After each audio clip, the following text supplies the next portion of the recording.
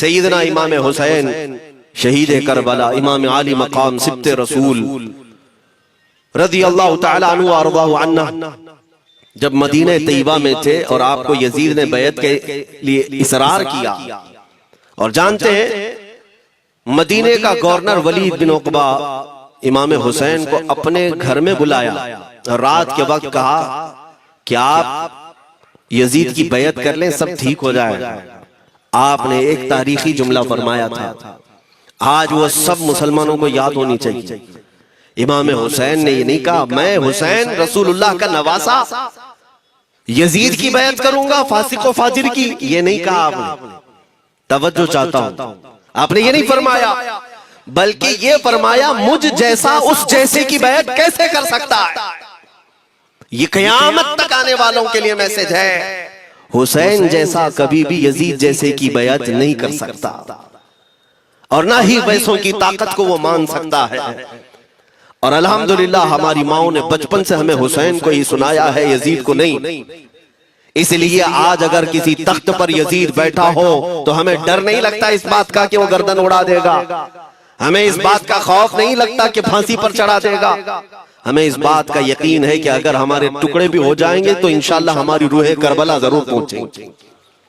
इमाम हुसैन के साथ क़यामत के दिन उठाए जाएंगे, हक बात करते हुए अगर दुनिया से जाएं। अजीजा ने गिरामी वक़ार, मैं तारीख की चंद झलकियां आपके सामने रखूंगा। मुझे हुक्म भी हुआ है, बहुत जल्दी वक्त खत्म हो जाएगा, समेटना है। मैं चंद मिसालें आपके सामने रखता हूं। ताकत किसे कहते हैं, कुव्वत किसे कहते हैं।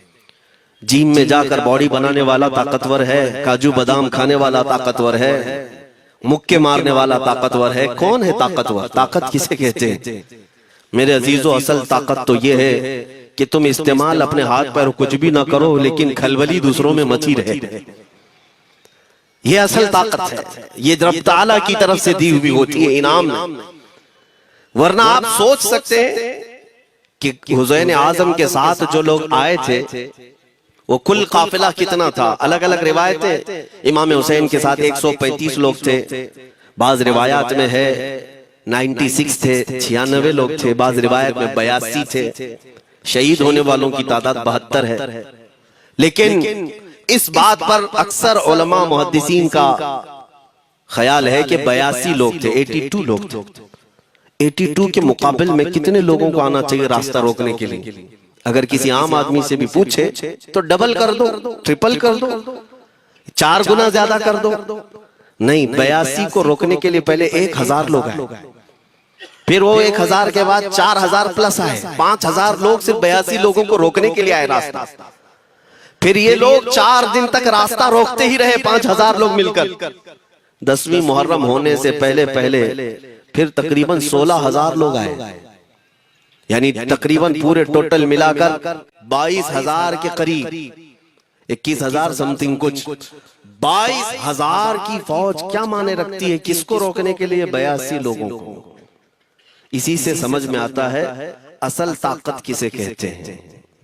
ताकत इसी को कहते हैं कि उधर 3 दिन के भूखे और प्यासे हैं, उनके खीमों में साजो सामान भी नहीं, जंग के असबाब भी नहीं, और वो जंग की नीयत से भी नहीं गए। उसके बावजूद 22000 के सीनों में जो खलबली मची है, दुनिया इसी को समझ नहीं पा रही है। अगर दुनिया ये समझती है क्वांटिटी का नाम ताकत है तो हम उसको रद्द करते हैं, नहीं, क्वालिटी का नाम ताकत है।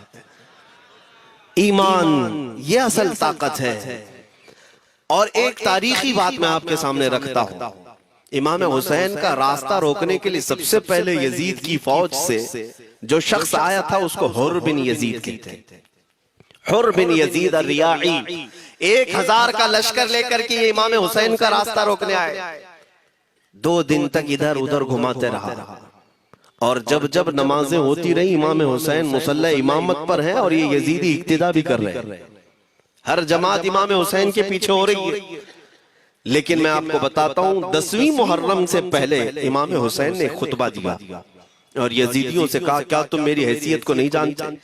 मैं फातिमा जहरा का बेटा हूँ, हैदर कर्रार का नूरे नजर हूँ, रसूलुल्लाह का नवासा हूँ। मेरी निस्बतें क्या तुम्हें नहीं मालूम? तुम मेरे खून से अपने हाथों को न रंगो, मैं तुम्हारे पास ऑप्शन रखता हूं, मैं इस रास्ते से अपने वापस मदीने की तरफ जाता हूं या किसी साहिल की तरफ या दिमश्क जाऊंगा, जंग करना नहीं चाहता तुमसे। ये तीन ऑप्शन जब इमाम हुसैन ने रखा तो यजीदियों ने एक को भी कबूल नहीं किया, वो जंग करना ही चाहते थे, इमाम हुसैन के खून के साथ खेलना ही चाहते थे।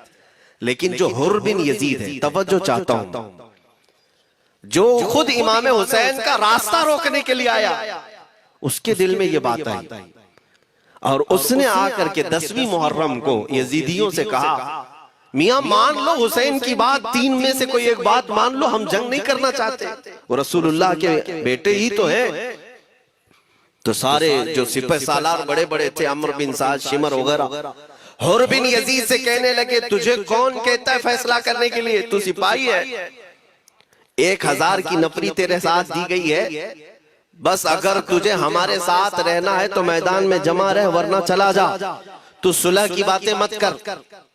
हुर बिन यजीद उसी दिन 10वीं मुहर्रम को उन यजीदियों से कहता, अच्छा अगर तुम मेरे इस बात को नहीं मानते तो तुम्हारी सिपह सालारी तुम्हें मुबारक में हुसैन के खीमे में जा रहा हूं। जो यजीद की तरफ से आया था वो किधर चला गया, मौला हुसैन के खीमे में। कब?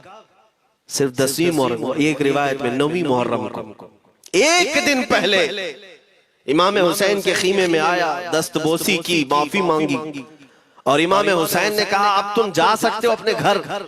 हुर बिन यजीद ने कहा मैं उस वक्त तक अब आपका साथ नहीं छोड़ूंगा जब तक मेरे जिस्म में आखिरी सांस बाकी रहे, मैं आपके साथ रहूंगा।